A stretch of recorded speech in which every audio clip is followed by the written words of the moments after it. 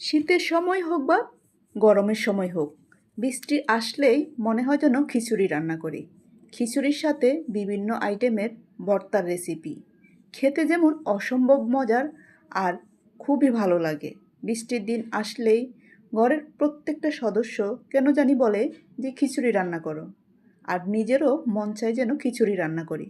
সুপ্রিয় দর্শক, আসসালামু আলাইকুম, ওয়েলকাম টু মাই চ্যানেল। কেমন আছেন সবাই? আশা করি সবাই ভালো আছেন। যে যেখানে আছেন সুস্থ আছেন, নিরাপদে আছেন। যে যেখান থেকে এই ভিডিওটি দেখতেছেন শুরুতে একটা লাইক দিয়ে ফুল ভিডিওটি দেখার অনুরোধ রইল। আজকে আপনাদের সাথে শেয়ার করব খিচুড়ি। বৃষ্টির দিনে খিচুড়ি রান্না করে খেতে কিন্তু খুবই ভালো লাগে, তাই বৃষ্টির দিনে খিচুড়ি রান্না করেছি একটু নরম করে, তাই আপনাদের সাথে শেয়ার করব। এভাবে কার কার পছন্দ কমেন্ট বক্সে জানিয়ে যাবেন। বৃষ্টির দিনে কার কার খিচুড়ি খেতে ভালো লাগে। প্রথমে আমি এখানে 250 গ্রাম নিয়ে নিলাম মুগ ডাউল। মুগ ডাউলটা ভালোভাবে ভেজে নিব একটু ব্রাউন কালার করে। একবারে কড়াকড়ি ভাজবো না, একবারে হালকাও ভাজবো না, মিডিয়াম ভেজে নিব। আর সাথে যদি আপনারা চাইলে মশারির ডাউলও ব্যবহার করতে পারেন, আমি শুধু মুগ ডাউলটাই ব্যবহার করব। তো এখানে ডাউলটা ভাজা হয়ে গেল। আর এখানে আমি নিয়ে নিলাম পোলাও চাল, যেটা চিনি গুঁড়ার চাউল। এখানে আমি 1 কেজির মতো চিনি গুঁড়ার চাউল নিয়ে নিলাম। এখন চাউলটা ভালোভাবে ধুয়ে নিব। ভাজা ডাউলটা আমি চাউলের সাথে মিশিয়ে নিব।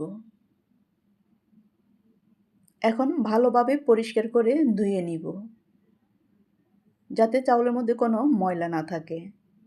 তো আমার চাউল ধোয়া হয়ে গেল, পানি জড়ানো দিয়ে দিছি। এখন চুলায় একটা কড়াই বসিয়ে দিলাম।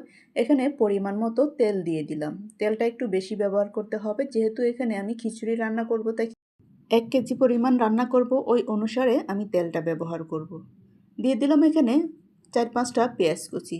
দিয়ে দিব আমি 3 টুকরো দারচিনি, 4-5টা এলাচ আর কয়েকটা লবঙ্গ দিয়ে এখন আমি ভেজে নিব, যাতে পেঁয়াজটা একটু নরম হয়ে আসে। এখানে আমি এক এক করে দিয়ে দিব আদা রসুন বাটা। আদা বাটা দিব আমি 1 টেবিল চামচের মতো, আর রসুন বাটা দিব 1 টেবিল চামচের মতো। দিয়ে ভালোভাবে কষিয়ে নিব, যাতে কাঁচা গন্ধটা চলে যায়। আর এখানে আমি হলুদ দিয়ে দিলাম 1 টেবিল চামচের থেকে একটু বেশি, আর মরিচও সেম পরিমাণ সমপরিমাণ ব্যবহার করেছি। ঝালটা আপনারা আপনাদের পছন্দ মতো ব্যবহার করতে পারেন। অনেকে ঝাল বেশি পছন্দ করে, ওই অনুসারে ব্যবহার করবেন। এখন দিয়ে দিলাম 1 টিস্পুনের মতো জিরার গুঁড়ো। এখন ভালোভাবে আমি কষিয়ে নিব। তো আমার মশলাটা ভালোভাবে কষানো হয়ে গেল। এখন ধুয়ে রাখা চাউলগুলো দিয়ে দিব। চাউলগুলো দিয়ে ভালোভাবে কষিয়ে নিব, যাতে একবারে জড়জড়া হয়ে যায়। চাউলের মধ্যে যে পানিটা আছে, পানিটা ভালোভাবে শুকিয়ে নিব। একটু নেড়ে ছেড়ে এ সময় চুলার আঁচটা মিডিয়াম রেখে ভালোভাবে ঝরঝরা করে চাউলটা ভেজে নিতে হবে।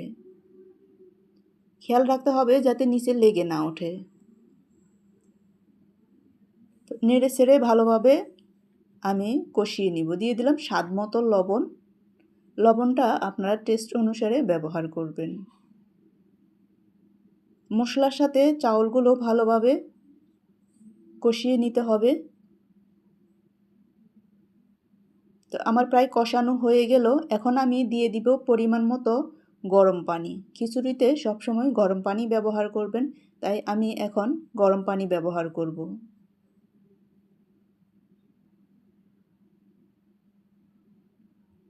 পরিমাণ মাপে আমি পানিটা ব্যবহার করব।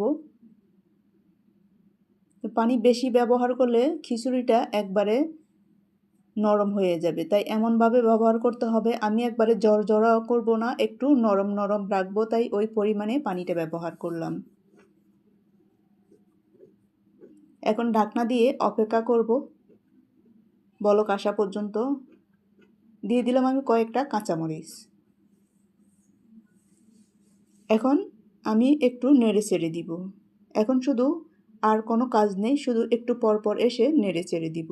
তবে বেশি নাড়াচাড়া করবে একবারে ভেঙে যাবে, তাই মাঝে মধ্যে এসে 2-1 বার নেড়ে চেড়ে দিতে হবে। চুলার আঁচটা এ সময় একবারে মিডিয়াম রেখে রান্না করতে হবে, একবারে লো হিটে রেখে রান্না করতে হবে। আমি কিছুক্ষণ পর পর এসে আমি নেড়ে চেড়ে দিব। যাতে উপরে নিচে ভালোভাবে সিদ্ধ হয়ে যায়। আর আপনারা যদি ঝরঝরা পছন্দ করেন তাহলে পানিটা একটু কম ব্যবহার করার চেষ্টা করবেন, তাহলে খিচুড়িটা একবারে ঝরঝরা হবে। আমি একটু নরম রাখবো তাই একটু পানি বেশি ব্যবহার করেছি। খিচুড়িটা সবসময় একটু নরম রেখে খেতে কিন্তু ভর্তার সাথে খুবই ভালো লাগে। এখন আমি ঢাকনা দিয়ে রেখে দিব কমপক্ষে 20 মিনিটের মতো। চুলার আঁচটা একবারে লো হিটে দিয়ে তারপরে রেখে দিব। আর ভর্তার জন্য এখানে আমি একটা ফুলকপি নিয়ে নিলাম, সামান্য পরিমাণ লবণ আর হলুদের গুঁড়ো দিয়ে সিদ্ধ বসিয়ে দিব, যাতে সিদ্ধ হয়ে যায়। পানিটা একবারে শুকিয়ে নিব। আর এখানে ভর্তার জন্য আমি এখানে কিছু শুকনো মরিচ নিয়ে নিলাম, শুকনো মরিচগুলো ভেজে নিব সবগুলো। শুকনো মরিচগুলো ভেজে আমি নামিয়ে নিব। এখানে আমি কোনো তেলের মধ্যে মরিচ ভাজি না, আমি একবারে সরাসরি শুকনো মরিচগুলো ভেজে নিব একটু মশমশা করে। ভেজে আমি নামিয়ে নিলাম। এখন সামান্য পরিমাণ দিয়ে দিলাম তেল। তেলের মধ্যে আমি এখানে পেঁয়াজ কুচিগুলো ভেজে নিব। পেঁয়াজগুলো ভেজে নামিয়ে নিলাম। এখন আমি ধনিয়া পাতার ভর্তা তৈরি করব, তাই এখানে ধনিয়া আর হলো কাঁচামরিচ দিয়ে এখন একটু ভেজে নিব। আমার প্রায় ভাজা হয়ে গেল। এখানে আমি একটা রসুন দিয়ে দিলাম, রসুনের কোষগুলো দিয়ে সবগুলো একসাথে ভালোভাবে ভেজে নিব। ধনিয়া পাতা, কাঁচামরিচ আর রসুন ভালোভাবে ভেজে আমি নামিয়ে নিব। এতে সামান্য পরিমাণ তেল দিয়ে আমি ফুলকপিগুলো একটু ভেজে নিব।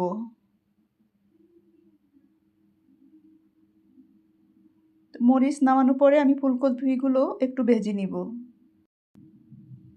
এখন আমি ফুলকপিগুলো একটু ভেজে নামিয়ে নিব। মরিচগুলো হয়ে গেলে নামিয়ে এখন আমি একটু 2 পিস মাছ ভেজে নিব। এখানে আমি তেলাপিয়া মাছ ভেজে নিব। আপনারা চাইলে যে কোনো মাছের ভর্তা তৈরি করতে পারেন। আমি এখানে 2-3 রকমের যেহেতু ভর্তা তৈরি করব, সবগুলো এক এক করে সব ভেজে নিব। তো আমি সামান্য পরিমাণ তেল দিলাম। তেলের মধ্যে এখন 2 পিস মাছ এখন ভালোভাবে ভেজে নিব।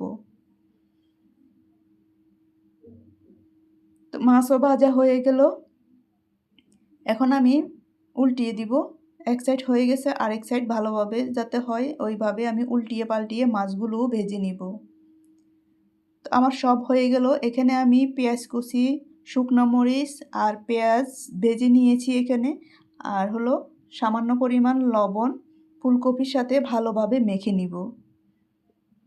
আগে পেঁয়াজ আর ধনিয়া পাতা, শুকনো মরিচ দিয়ে আমি ফুলকপির ভর্তাটা তৈরি করব, তাই ফুলকপিতে শুকনো মরিচ দিয়ে ভালোভাবে মেখে নিয়েছি আগে ধনিয়া পাতার সাথে। তারপরে আমি ফুলকপিটা আগে ম্যাশ করে রেখেছি, এখন একসাথে ভালোভাবে মেখে নিব। দিয়ে দিব আমি এখানে সরিষার তেল। সরিষার তেল দিয়ে যে কোনো ভর্তা খেতে কিন্তু অসম্ভব মজার হয়ে থাকে। এখানে আমি 3 টেবিল চামচের মতো সরিষার তেল দিয়ে দিলাম, দিয়ে ভালোভাবে মেখে নিব।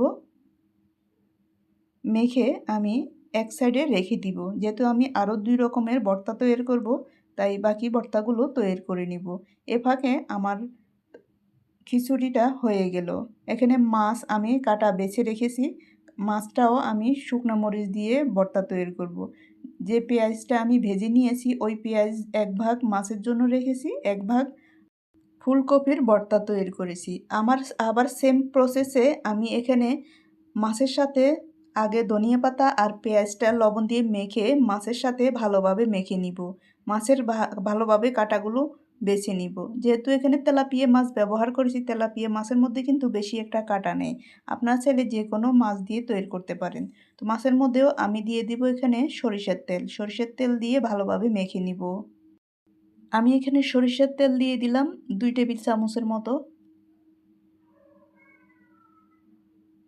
আমার মাখা হয়ে গেল। এখন আমি এই ভর্তাও এক সাইড করে রেখে দিব।